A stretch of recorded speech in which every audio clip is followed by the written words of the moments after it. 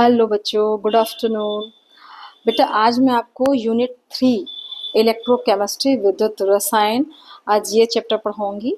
और इसके पहले यूनिट नंबर 1 और यूनिट नंबर 2 के वीडियोस धीरे धीरे आपको मैं अपलोड करते जाऊंगी मेरे चैनल पे।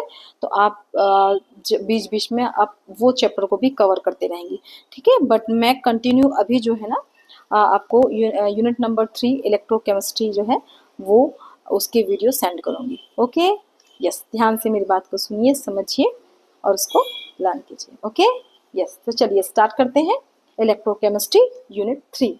ओके, हेलो बच्चों, चलिए बेटा आज हम लोग जो है ना यूनिट नंबर 3 विद्युत रसायन, जिसको चैप्टर का नाम है विद्युत रसायन, जिसको हम इंग्लिश में बोलते हैं इलेक्ट्रोकेमिस्ट्री। ठीक है, ये दिख रहे हैं, ठीक है। यूनिट 3 12th यूनिट 3 विद्युत रसायन, इंग्लिश में बोलते हैं इलेक्ट्रोकेमिस्ट्री। ये चैप्टर आज हम लोग देखेंगे, ठीक है। ये वाला चैप्टर देखने वाले हैं। और इस चैप्टर में विद्युत रसायन में हम वही पॉइंट पढ़ेंगे, वही टॉपिक पढ़ेंगे जो आपके 12th क्लास बोर्ड एग्जामिनेशन में आपके एग्जाम में आएंगे। और साथ साथ और भी प्रतियोगिताएं जो परीक्षाएं होती हैं उसमें जो क्वेश्चन पूछते हैं उस टाइप से ही अपन इस टॉपिक को, इस यूनिट को कवर करेंगे, ठीक है। तो चलिए अपन देखते हैं। सबसे पहले अपन ये समझेंगे कि विद्युत रसायन या जिसको इंग्लिश में बोलते हैं इलेक्ट्रोकेमिस्ट्री, ये होता क्या है और इसमें हमको इस चैप्टर में, इस यूनिट में हमको क्या चीज पढ़ना है, किसके बारे में पढ़ना है। तो सबसे पहले अपन यही जान लेते हैं, ठीक है। Okay sorry. तो हमको ये समझना है विद्युत रसायन जो है वो क्या होता है, विज्ञान की या रसायन की वह शाखा है। विद्युत रसायन रसायन की वह शाखा है जिसके अंतर्गत हम क्या पढ़ते हैं, विद्युत ऊर्जा। ये देख रहे हैं, जो विद्युत ऊर्जा है वो रासायनिक ऊर्जा में कैसे परिवर्तित होती है। और या अपन बोल सकते हैं विद्युत ऊर्जा और रासायनिक ऊर्जा में आपस में क्या संबंध है, ठीक है, और इसके क्या अनुप्रयोग हैं। इस सब का अध्ययन जो है हम किस में करेंगे, विद्युत रसायन मीन्स इलेक्ट्रोकेमिस्ट्री वाले चैप्टर में। समझ में आया क्या कहा मैंने? एक बार और रिपीट कर रही हूँ। विद्युत रसायन जो चैप्टर है, जो यूनिट है आपका, उसमें हमको क्या पढ़ना है कि विद्युत ऊर्जा और रासायनिक ऊर्जा के बीच क्या संबंध है, ये दोनों कैसे एक ऊर्जा दूसरी ऊर्जा में परिवर्तित होती है ये समझना है। और साथ में इन ऊर्जाओं के क्या अनुप्रयोग हैं, मीन्स क्या यूजेस हैं, उस चीज को अपने को इस चैप्टर में पढ़ना है, ठीक है। क्लियर हुआ? ओके, ये हमारा उद्देश्य क्लियर हो गया कि ये चैप्टर में अपने को क्या पढ़ना है, ये क्लियर हो गया। अब नेक्स्ट पॉइंट में अपन देखेंगे बेटा, अब समझेंगे कि ये विद्युत ऊर्जा और रासायनिक ऊर्जा है ना, इसका अपन कुछ एग्जांपल्स भी दे देती हूँ मैं आपको। जैसे कि आप लोग को मालूम है कि आप घरों में लाइट गोल होने पर बैटरी यूज करते हैं, याद होगा, है ना। बैटरी, टॉर्च यूज करते हैं, बैटरीज यूज करते हैं, जनरेटर जिसको बोलते हैं, एकदम आप लोग जनरेटर तो जानते ही हैं, है ना। तो जनरेटर क्या होता है बेटा, आपको जैसे मालूम है जनरेटर क्या होता है, एक बॉक्स रहता है और इस बॉक्स में, एकदम सिंपल समझा रही हूँ मैं आपको, बहुत केमिकली लैंग्वेज टाइप का नहीं समझा रही हूँ। जो जनरेटर होता है उसमें क्या होता है, बहुत सारे केमिकल्स होते हैं। और जब केमिकल्स के बीच में, सपोज में ए और बी केमिकल्स, मैं एकदम सिंपल लैंग्वेज समझा रही हूँ कि जो यहाँ पर जनरेटर है, जनरेटर के अंदर कुछ केमिकल्स हैं और जब इन केमिकल्स के बीच में रासायनिक अभिक्रिया होती है तो क्या मिलता है आपको प्रोडक्ट के रूप में। मतलब ये जो मैंने पढ़ा रही हूँ आपको, जो जनरेटर बोल रही हूँ उसमें क्या है, उसको मैं केमिकल्स है, क्या केमिकल्स है अभी वो मैं नहीं बता रही हूँ, बस जस्ट मैंने ए और बी लिख दिया है। और इन केमिकल्स के बीच में जब रासायनिक अभिक्रिया होगी तो आपको कुछ प्रोडक्ट मिलेगा, उत्पाद मिलेगा, और उत्पाद के साथ साथ आपको क्या मिलेगी, विद्युत ऊर्जा प्राप्त होगी। समझ में आया मैंने क्या कहा? मैंने ये कहा कि मैं ये आपको बताना चाह रही हूँ कि विद्युत ऊर्जा का उत्पादन कैसे हुआ है, रासायनिक अभिक्रियाओं के द्वारा हुआ है। तो यहाँ पर जो मैंने जनरेटर का एग्जांपल दिया वो एक प्रैक्टिकल एग्जांपल दिया है, ताकि आपको इस प्रैक्टिकल एग्जांपल से ये समझ में आए कि कैसे केमिकल्स आपस में रिएक्ट करके प्रोडक्ट का फॉर्मेशन तो करते ही हैं, ठीक है, साथ साथ विद्युत ऊर्जा का भी उत्पादन होता है।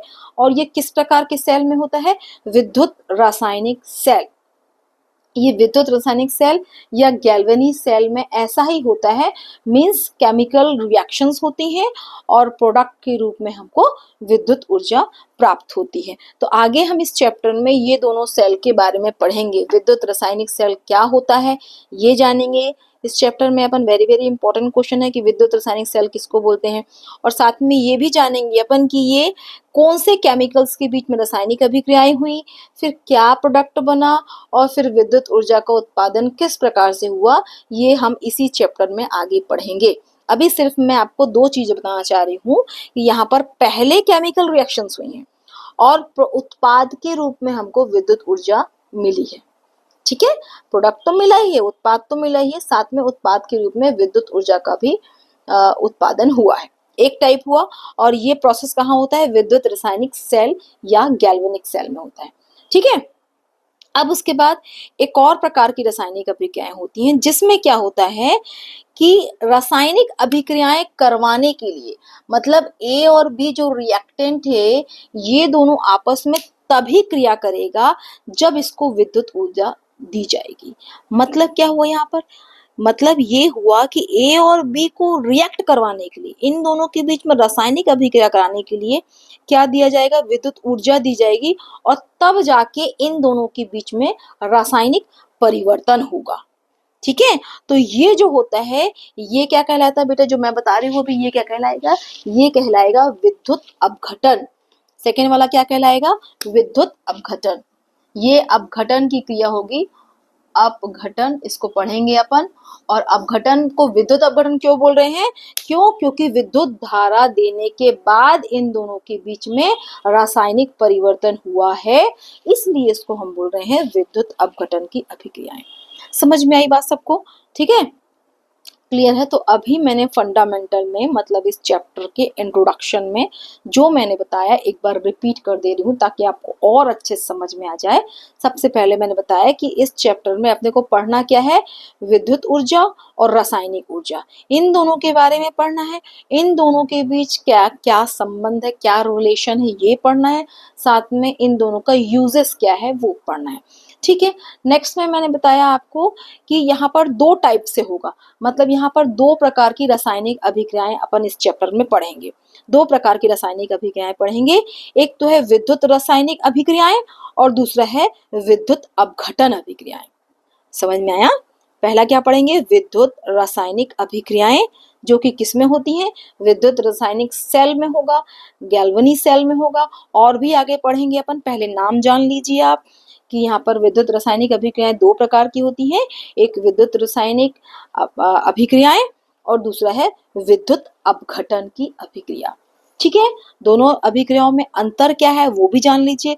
विद्युत रासायनिक अभिक्रियाओं में क्या होता है, पहले रासायनिक अभिक्रिया होती है, ये फर्स्ट लिख रही हूँ, मतलब पहले काम क्या होगा, पहले होगा रासायनिक अभिक्रिया और उसके बाद आपको क्या प्राप्त होगा, विद्युत धारा प्राप्त होगी, इसलिए इसको मैं सेकंड लिख रही हूँ। बल्कि इसी का उल्टा करोगे तब अपघटन की अभिक्रिया, विद्युत अपघटन होगा। मतलब ये होगा जैसे यहाँ पर पहले रासायनिक परिवर्तन होता था और सेकंड में आपको उत्पाद के रूप में विद्युत धारा प्राप्त होती थी, बट विद्युत अपघटन की अभिक्रियाओं में आपको क्या करना पड़ेगा, रासायनिक अभिक्रिया करवाने के लिए पहले क्या करना पड़ेगा, विद्युत धारा प्रवाहित करना पड़ेगा। मतलब ये हुआ कि आपको पहले क्या करना पड़ेगा, रासायनिक अभिक्रिया हो उसके लिए आपको विद्युत धारा प्रवाहित करनी पड़ेगी, या बोल सकते हो विद्युत धारा की उपस्थिति में ही रासायनिक परिवर्तन होगा, और जिसको कहते हैं विद्युत अपघटन की अभिक्रियाएं। समझ में आया सबको, जो मैंने बताया आपको वो सबको समझ में आया, क्लियर है। तो इस प्रकार अभी मैं आपको सिंपल मैंने क्या चीज बताई कि किस प्रकार से दो अभिक्रियाएं जो कि आपको डिटेल से इस चैप्टर में पढ़ना है, एक ये है विद्युत रासायनिक अभिक्रियाएं और दूसरा है विद्युत अपघटन की अभिक्रियाएं। ठीक है, ये दोनों को आपको क्या करना है, डिटेल से पढ़ना है। अब ये दोनों को डिटेल से पढ़ने से पहले कुछ और टर्म्स हैं जो कि आपको जानना समझना चाहिए ताकि आप बाकी चीजों को बहुत अच्छे से समझ सको। ठीक है, तो नेक्स्ट अपन देखते हैं कि अब ये चैप्टर में जो टॉपिक दिया है उसको पढ़ने और समझने के लिए किन चीजों को और एडिशनल आपको पढ़ना पड़ेगा, समझना पड़ेगा। तो चलिए वो देख लेते हैं अपन क्या आपने को करना है। ठीक है, यस। तो आपने को क्या देखना है नेक्स्ट में, आपने को जब विद्युत रासायनिक अभिक्रियाएं या विद्युत जो रसायन जो अपन चैप्टर पढ़ रहे हैं, इसमें बेसिकली आपको दो चीजें पढ़ना है। दो चीजें क्या क्या पढ़ना है देख लेते हैं अपन। उसको पढ़ने से पहले एक चीज और देख लेते हैं कि ये चैप्टर जो अपन पढ़ रहे हैं जिसमें विद्युत रासायनिक अभिक्रियाएं हो रही है, तो इसका एक प्लस पॉइंट ये होता है कि जैसे कि आप देख रहे हो ना बेटा, आजकल क्या हो रहा है कि ई बाइक चल रही है, इलेक्ट्रॉनिक बाइक चल रही हैं, बहुत इलेक्ट्रॉनिक बाइक हो गया, इलेक्ट्रॉनिक कार हो गया, इलेक्ट्रॉनिक ट्रक हो, मतलब ट्रक सॉरी ट्रक तो अभी नहीं देखा है, अपन अभी कार तक रहते हैं। ठीक है ओके। तो हाँ, और उसके बाद अपन इलेक्ट्रिसिटी से ट्रेन तो चलती ही है, वो सब देखें अपन। तो मैं सिर्फ इतना बताना चाह रही हूँ कि जो इलेक्ट्रिसिटी का यूज करके या जो केमिकल रिएक्शन या विद्युत रासायनिक अभिक्रियाएं जो होती हैं ना, वो प्रदूषण रहित होती हैं। मतलब जैसे ई बाइक का यूज करें, मेरी भी बाइक मैंने भी आजकल नया खरीद लिया है, 2 व्हीलर खरीदा है आई क्यूब, और वो ई बाइक है। ई बाइक मीन्स उससे कोई पॉल्यूशन नहीं होगा, है ना। तो यहाँ पर विद्युत रासायनिक जो अभिक्रियाएं होती हैं, इसका सबसे प्लस पॉइंट और अच्छा चीज क्या है, ये प्रदूषण रहित होती हैं। मान रहा दो रासायनिक अभिक्रियाएं या दो से अधिक पदार्थों के बीच में यदि रासायनिक अभिक्रिया होगी तो वहां पर किसी प्रकार का पॉल्यूशन नहीं होगा। तो यहाँ पर ये चीज प्लस पॉइंट है जो कि आपको याद रखना है कि विद्युत रासायनिक जो अभिक्रियाएं होती हैं वो क्या होती है, प्रदूषण रहित होती हैं। ठीक है, ऊर्जा भी मिलती है, इससे ऊर्जा भी मिल रही है, अभी आपने देखा ऊर्जा का उत्पादन भी हो रहा है और साथ साथ में किसी प्रकार का पॉल्यूशन भी नहीं हो रहा है। ओके, देन नेक्स्ट में अपने को अब ये पूरा जो अपन को पढ़ना है, सेल के बारे में पढ़ना है, उसको पढ़ने से पहले अपने को ऑक्सीकरण और अपचयन ये क्या होता है इसको जानना है। ओके, तो सबसे पहले अपन देखेंगे ऑक्सीकरण, या जिसको इंग्लिश में बोलते हैं ऑक्सीडेशन। इंग्लिश हिंदी दोनों याद रखेंगे बेटा। ऐसा नहीं कि आप गवर्नमेंट स्कूल से पढ़ रहे हैं, हिंदी मीडियम से पढ़ रहे हैं तो आप हिंदी ही पढ़ेंगे। आप हिंदी और इंग्लिश दोनों पढ़िए, दोनों समझिए और दोनों याद भी रखिए। तो मैं इंग्लिश में लिख रही हूँ, कारण ये है कि मैं हिंदी में लिखूंगी तो आपको हिंदी ही याद रहेगा। ठीक है, तो मैं इंग्लिश में लिखूंगी और आप हिंदी में पढ़ लेंगे। Okay yes. तो चलिए, तो अपने को अब क्या समझना है, नेक्स्ट स्टेप समझना है ऑक्सीडेशन, जिसको बोलते हैं ऑक्सीकरण। ऑक्सीकरण वर्ड से ही समझ में आ रहा है यहाँ बात चल रही है ऑक्सीजन की। ठीक है, मैं थोड़ा सा परिभाषाओं को याद करने में, कॉन्सेप्ट को याद करने में आसान हो उसी टाइप की लैंग्वेज यूज कर रही हूँ। ठीक है, तो ऑक्सीकरण या ऑक्सीडेशन ये क्या होता है ये समझना है अपने को। साथ साथ अपने को एक और चीज समझनी है, रिडक्शन, जिसको बोलते हैं अपचयन। क्या बोलते हैं, अपचयन। ठीक है, ओके। तो सबसे पहले अपन ऑक्सीकरण देख लेते हैं कि ऑक्सीकरण क्या होता है। तो इसकी परिभाषा देख लेते हैं। तो क्या होगी परिभाषा, देखते हैं बेटा। ऑक्सीकरण में एक समझ में आया कि ऑक्सीजन की बात चल रही है, तो आपको यहाँ पर परिभाषा को मैं पहले फॉर्मुलेशन फॉर्म में समझाती हूँ कि यदि कोई पदार्थ, सपोज वो ए है, ठीक है, यदि किसी पदार्थ द्वारा क्या होता है, ऑक्सीजन का ग्रहण होता है, या कोई ऋण विद्युतीय तत्व जो है, ऋण विद्युत तत्व को ये ग्रहण करेगा। कौन ग्रहण करेगा, ये कोई पदार्थ यदि ऑक्सीजन को या किसको, ऑक्सीजन को, और ऑक्सीजन का मतलब आवेश क्या होता है बेटा, ये ऑक्सीजन ऋण आवेशित होता है।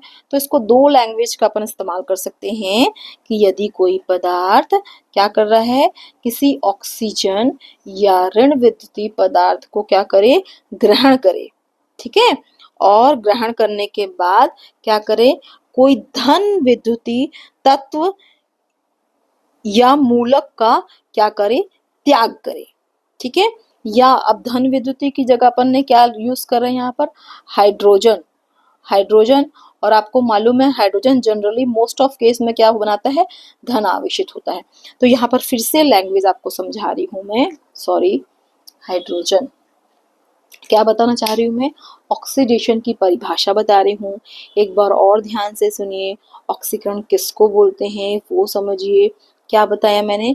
ऑक्सीकरण में क्या होता है, कोई जो पदार्थ होता है, यदि किसी पदार्थ के द्वारा ऑक्सीजन या किसी ऋण आवेशित मूलक को ग्रहण किया जाए, क्योंकि इन दोनों के बीच रिएक्शन हो रही है, मतलब ये क्या कर रहे हैं, ऑक्सीजन या ऋण आवेशित पदार्थ को ग्रहण कर रहा है, और ग्रहण करने के बाद कोई प्रोडक्ट बनाएगा, और साथ साथ हाइड्रोजन या धन आवेशित जो मूलक है उसका क्या करेगा, त्याग करेगा, धन आवेशित तत्व का त्याग करेगा, या एंड प्रोडक्ट के रूप में या प्रोडक्ट के रूप में आपको धन आवेशित जो मूलक है वो आपको, या धन आवेशित जो तत्व है वो आपको प्राप्त होंगे। समझ में आया मैंने क्या कहा? सिंपल है। ऑक्सीडेशन में कोई तत्व ऑक्सीजन को ग्रहण कर रहा है और त्याग क्या रहा है, किसको त्याग कर रहा है, हाइड्रोजन या किसी धनावेश, क्योंकि हाइड्रोजन को बार बार धनावेशित इसलिए बोल रहे हैं क्योंकि वो मोस्टली केस में धनावेश बनाता है, और ऑक्सीजन या ऋण आवेशित क्यों बोल रहे हैं, क्योंकि ऑक्सीजन का नेचर ऋण आवेशित होता है, तो उसी टाइप का कोई ऋण आवेशित जो तत्व है उसको ही कोई तत्व यदि ग्रहण करेगा तो ये सिचुएशन कहलाएगी ऑक्सीडेशन। समझ में आई बात? क्लियर हुआ पॉइंट? ओके अब एक चीज और समझते हैं। अब यही जो चीज मैंने बताया इसको जस्ट रिवर्स कर देंगे, उल्टा कर देंगे। अब रिडक्शन की परिभाषा क्या होगी? रिडक्शन में क्या होगा, यदि कोई तत्व, मतलब अब ए जो है, कोई तत्व जो है, अब क्या करेगा, कोई जो तत्व, इसमें एग्जाम्पल भी देखेंगे अपन, ठीक है। तो यहाँ पर यदि कोई तत्व जो है क्या करेगा, यहाँ पर यदि कोई तत्व धन आवेश या हाइड्रोजन को ग्रहण करेगा, धन आवेश या किसको ग्रहण करेगा, हाइड्रोजन को ग्रहण करेगा, तब के अभिक्रिया क्या कहलाएगी यहाँ पर, और त्याग किसका करेगा, ऑक्सीजन या ऋण आवेशित तत्वों को या मूलक को क्या करेगा, वो त्याग करेगा। देखो परिभाषा को मैंने दोनों को तुलनात्मक इसलिए लिखा है ताकि आपको आसानी से दोनों की परिभाषा समझ सको आप और उसको लर्न भी कर सको। जब ऑक्सीडेशन वर्ड आएगा तो कोई तत्व ऑक्सीजन ग्रहण करेगा या धनावेशित जो मूलक है उसको ग्रहण करेगा, और मुक्त किसको करेगा, हाइड्रोजन को, और हाइड्रोजन कैसे है, धनावेशित है, तो हाइड्रोजन को मुक्त करेगा या किसी धनावेशित मूलक को मुक्त करेगा, ठीक है, रिलीज करेगा, जैसे कि ये एंड प्रोडक्ट के रूप में, उत्पाद के रूप में ये मिल रहा है ना आपको हाइड्रोजन, ठीक है।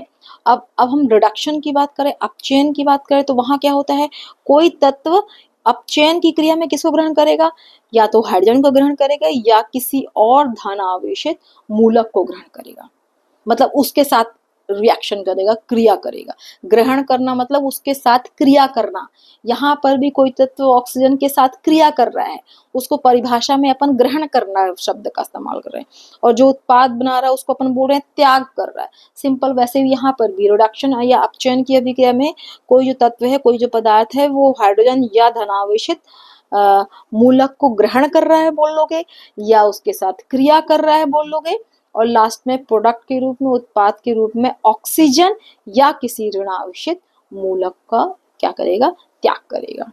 समझ में आई परिभाषा? ठीक है। अब चलिए कुछ एग्जाम्पल देख लेते हैं तो आपको और अच्छे से क्लियर हो जाएगा। तो एग्जाम्पल मैं एकदम सिंपल एग्जाम्पल बता रही हूँ। बस यहाँ पर ऑक्सीजन कैसे ऐड हो रहा है, जैसे सल्फर जो है ऑक्सीजन के साथ क्रिया करके क्या बना रहा है, सल्फर डाइऑक्साइड। तो यहाँ क्या देख रहे हो, यहाँ पर क्या देख रहे हैं आप कि कोई जो तत्व जो ए ले रही थी ना, उसकी जगह मैंने सल्फर लिया है, और सल्फर क्या कर रहा है, ऑक्सीजन के साथ रिएक्शन कर रहा है, ऑक्सीजन के साथ रिएक्शन करके क्या बना रहा है, सल्फर डाइऑक्साइड बना रहा है। ठीक है, तो यहाँ पर आपको देखना है कि कोई तत्व ने किसको ग्रहण किया है या किसके साथ रिएक्शन किया है, ऑक्सीजन के साथ रिएक्शन किया है। ऐसे और भी एग्जाम्पल आपकी बुक में दिए हुए हैं, उसको बस आपको सिंपली आपको समझना है कि ऑक्सीकरण, ऑक्सीडेशन की क्रिया में होता क्या है। ठीक है, और वैसे ये रिडक्शन है, रिडक्शन की बात करेंगे या अपचयन की बात करेंगे तो यहाँ पर क्या होगा, इसकी जगह जो ए लिख रही हूँ उसकी जगह मैं लिख रही हूँ क्लोरीन। ठीक है, और ये क्लोरीन है वो किसको ग्रहण कर रहा है, हाइड्रोजन को, और क्या बना रहा है वो 2HCl। तो यहाँ पर क्या हुआ बेटा, अब ये जो मैं ए लिख रही थी, मैंने कोई तत्व हाइड्रोजन को जब ग्रहण करे और कोई ऋण आवेशित तत्व बनाए, तो यहाँ पर क्लोरीन जो है वो हाइड्रोजन को ग्रहण कर रहा है या उसके साथ क्रिया कर रहा है, और फिर क्या हो रहा है, प्रोडक्ट का निर्माण हो रहा है। तो इस प्रकार से आपको यहाँ पर दो ही चीज समझना है, दो की परिभाषा जाननी है कि ऑक्सीकरण की अभिक्रिया में कोई तत्व ऑक्सीजन के साथ रिएक्शन करेगा और रिडक्शन की क्रिया में कोई तत्व हाइड्रोजन के साथ रिएक्शन करेगा। बस इतना ही आपको यहाँ पर समझना है। समझ में आ गई बात? अब क्लियर है ना सबको? ऑक्सीडेशन और रिडक्शन मतलब ऑक्सीकरण और अपचयन, ये दो क्या होगा जब अभी अपन सेल पढ़ेंगे ना, है ना, तो सेल में वहां पर ऑक्सीकरण की अभिक्रिया और अपचयन की अभिक्रिया का आपको बताना पड़ेगा, कहाँ पर ऑक्सीकरण की अभिक्रिया हो रही, कहाँ पर अपचयन की अभिक्रिया हो रही, ये आपको बताना पड़ेगा। तो जब तक आप समझोगे नहीं कि ऑक्सीकरण किसको बोलते हैं, तो कैसे जब बताओगे कि कहाँ पर किस सेल में ऑक्सीकरण हो रहा है और किस सेल में अपचयन की अभिक्रिया हो रही है। तो इसलिए आपको ये चीज समझना जरूरी है। ठीक है, अब ये इसके बाद एक इसी से रिलेटेड जो है एक और पॉइंट जानेंगे अपन। अभी आपने क्या देखा, अभी परिभाषा में हमने ये देखा कि किस प्रकार कोई तत्व जब ऑक्सीजन को ग्रहण करके प्रोडक्ट बना रहा है तो उसको हम क्या बोल रहे हैं, ऑक्सीकरण। और जब कोई पदार्थ हाइड्रोजन को ग्रहण कर रहा है और उत्पाद बना रहा है तो उसको बोल रहे हैं अपचयन। क्लियर है? समझ में आई बात? ठीक है, अभी अपन ने ऑक्सीजन और हाइड्रोजन के रेफरेंस में परिभाषा जानी कि ऑक्सीकरण किसको बोलते हैं और अपचयन किसको बोलते हैं। अब थोड़ा चेंज, ठीक है, थोड़ा चेंज, लाइफ में चेंज अच्छा लगता है ना, तो यहाँ भी परिभाषा में भी चेंज है। ठीक है, चेंज कॉन्सेप्ट में है एक्चुअली, तो अपन देख लेते हैं क्या चेंज है कॉन्सेप्ट में। ओके, डिफिकल्ट कुछ भी नहीं है, बस आपको ध्यान से सुनना और समझना है। ठीक है, अभी हमने जो पढ़ा वो किसके, ऑक्सीकरण और अपचयन की अभिक्रिया देखा कि कब ऑक्सीजन जुड़ रहा है और कब हाइड्रोजन जुड़ रहा है, ये देखिए अपन। अब अपने को यहाँ इसी की ऑक्सीकरण और रिडक्शन माने ऑक्सीकरण और अपचयन की इलेक्ट्रॉनिक थ्योरी पढ़ना है। इलेक्ट्रॉनिक थ्योरी, इलेक्ट्रॉनिक थ्योरी क्या होता है?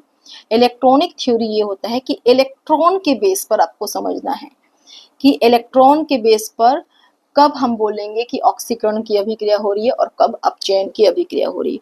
तो समझेंगे थोड़ा सा, यहाँ पर आपको देखना है इलेक्ट्रॉन के रेफरेंस में, माने यहाँ पर अपने को इलेक्ट्रॉनिक थ्योरी को फॉलो करना है। इलेक्ट्रॉनिक थ्योरी है ना, तो इलेक्ट्रॉन थ्योरी क्या कहती है आपको मालूम है? या तो इलेक्ट्रॉन का दान होगा, मतलब या तो कोई तत्व इलेक्ट्रॉन को देगा और या तो इलेक्ट्रॉन को लेगा। ठीक है, यही होगा ना। तो इलेक्ट्रॉनिक थ्योरी के अनुसार ऑक्सीकरण या ऑक्सीडेशन किसको बोलते हैं? तो यहाँ पर अपन देखेंगे, यदि कोई तत्व, जैसे कि मैं सोडियम बताऊं, यदि कोई तत्व क्या करे, अपने इलेक्ट्रॉन को त्यागे या दान दे और धन आवेशित हो जाए, तो ऐसी अभिक्रिया को हम बोलते हैं ऑक्सीडेशन। क्या कहा मैंने?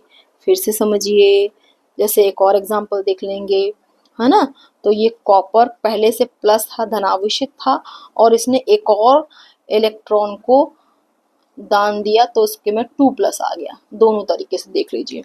फिर से समझिए मेरी बात को, मैं क्या बोलना चाह रही हूँ आपसे। मैं ये बोलना चाह रही हूँ कि ऑक्सीडेशन या ऑक्सीकरण की जो अभिक्रिया है उसकी इलेक्ट्रॉनिक थ्योरी माने इलेक्ट्रॉन का लेन देन के हिसाब से अपन कैसे इसको परिभाषित करेंगे, क्या आप उसकी परिभाषा देंगे।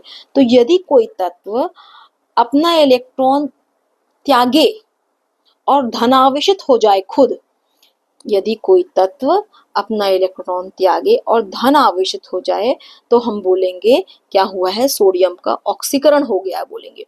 वैसे ही कोई, जैसे यहाँ पर ये भी कॉपर ने भी क्या किया है, कॉपर प्लस तो पहले से ही था सिंगल प्लस, लेकिन उसके बाद इसने और इलेक्ट्रॉन का एक और दान किया। तो सिंगल प्लस मतलब एक इलेक्ट्रॉन का दान किया और डबल प्लस 2+ मतलब 2 इलेक्ट्रॉन का दान किया। तो पहले 1 इलेक्ट्रॉन का दान कर चुका था और अभी रिसेंटली उसने एक और इलेक्ट्रॉन का दान किया, तो इसलिए 2+ लग गया। समझ में आई बात?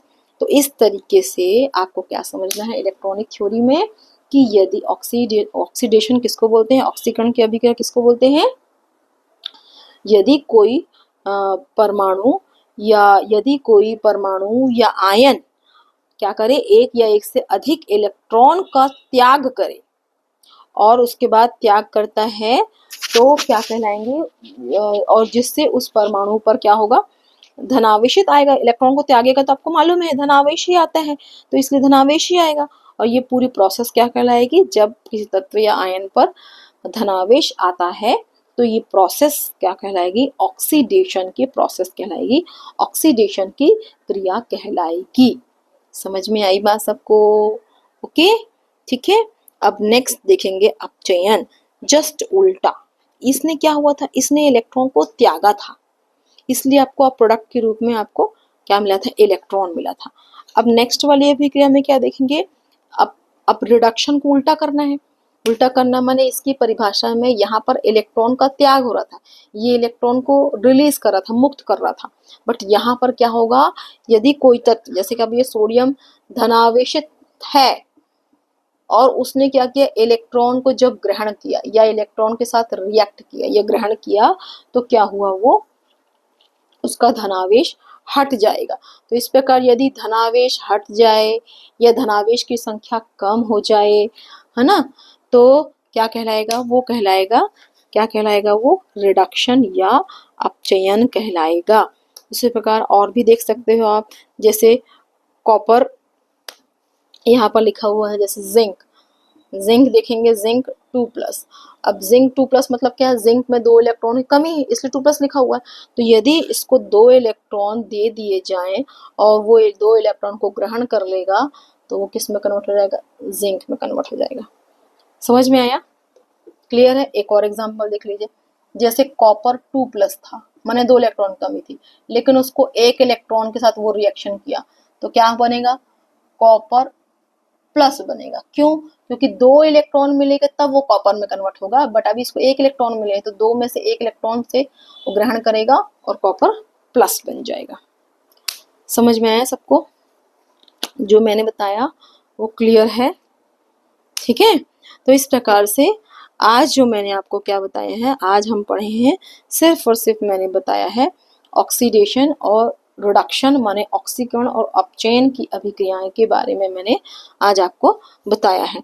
तो आप क्या करेंगे, ये दोनों रिएक्शंस, ये दोनों जो हैं, ये क्या होते हैं, विद्युत रसायन क्या होता है, फिर विद्युत रसायन में किस प्रकार के रासायनिक परिवर्तन होते हैं, विद्युत रासायनिक परिवर्तन और विद्युत अपघटनीय परिवर्तन, ये दोनों को समझना है आपको।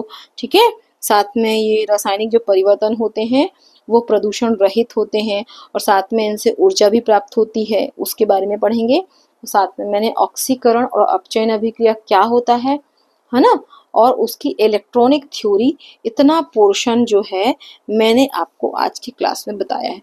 क्योंकि आज ये आपकी पहली क्लास है इसलिए बहुत ज़्यादा हैट्रिक नहीं करूँगी, ज़्यादा आपके दिमाग में लोड नहीं दूंगी, बट आप 12th क्लास में हैं इसलिए आपको क्या करना पड़ेगा, ज़्यादा से ज़्यादा पढ़ना पड़ेगा। बहुत लंबा वीडियो बनाने से थोड़ा सा टायर्डनेस आ सकती है, दैट्स वाई मैं ये 30 मिनट्स का ही ये वीडियो बना रही हूँ और जस्ट मैंने इस चैप्टर का इंट्रोडक्शन पार्ट ही अभी कवर किया है। ठीक है, तो चूंकि बहुत दिनों के बाद मैं आपको पढ़ा रही हूँ तो आप थोड़ा सा मेरे से, मेरी लैंग्वेज से अगर मुझे भूल गए होंगे तो मुझे याद कर लो और जो मैं लैंग्वेज यूज़ कर रही हूँ उसको समझ लो। ठीक है, और क्या करेंगे, और जितना मैंने पोर्शन आज आपको बताया पढ़ाया उसको अच्छे से क्या करेंगे, एक बार और पढ़ेंगे मेरे पढ़ाने के बाद, और साथ में इस चैप्टर से रिलेटेड जो मैंने ऑक्सीडेशन, रिडक्शन और विद्युत रासायनिक सेल, विद्युत अपघटनीय अभिक्रिया किसको बोलते हैं, विद्युत रासायनिक परिवर्तन किस प्रकार से होता है ना, ये 3-4 चीज़ें ही मैंने आज की क्लासेस में बताई हैं। बहुत शॉर्ट क्लासेस है मेरी, 30 मिनट्स की क्लासेस है, बट आई थिंक इसको आप समझेंगे तो आपको आगे जो होगा, जो रासायनिक परिवर्तन होगा, कहाँ ऑक्सीकरण हो रहा है, कहाँ अपचयन हो रहा है, ये समझने में आपको आसानी होगी। ठीक है, तो आज की क्लास में यहीं पर क्लोज करती हूँ और ओवर करती हूँ क्लास को, और हम मिलेंगे नेक्स्ट क्लास में इसी यूनिट के, इसी चैप्टर के नेक्स्ट टॉपिक के साथ। तो फिर आप बिल्कुल बने रहिए मेरे साथ केमिस्ट्री क्लासेस में। ओके, बाय बाय, मिलते हैं नेक्स्ट डे। ओके बच्चों, बाय बाय।